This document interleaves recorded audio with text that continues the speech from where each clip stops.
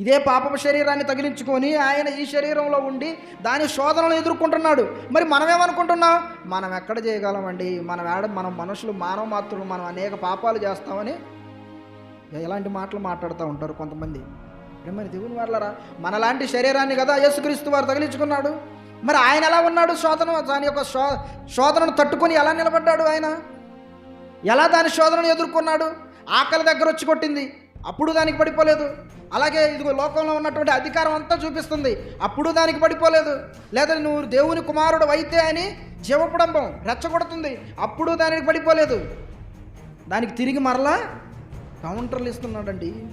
ప్రేమని దేవుని వాళ్ళరా, అంటే మనం కూడా అర్థం చేసుకోవాలి. మనల్ని కూడా ఎలాగే అది మనల్ని ఏం చేస్తుందో తెలుసా? రెచ్చగొడుతుంది. రెచ్చగొట్టినప్పుడు మనం ఏం చేస్తున్నాం? రెచ్చిపోయి పాపంలో పడిపోతున్నాం, దాని శోధనలకు గురవుతున్నాం, పడిపోతున్నాం, దేవునికి దూరం అయిపోతున్నాం. ప్రేమని దేవుని వాళ్ళరా, అలా మనం ఉండకూడదండి.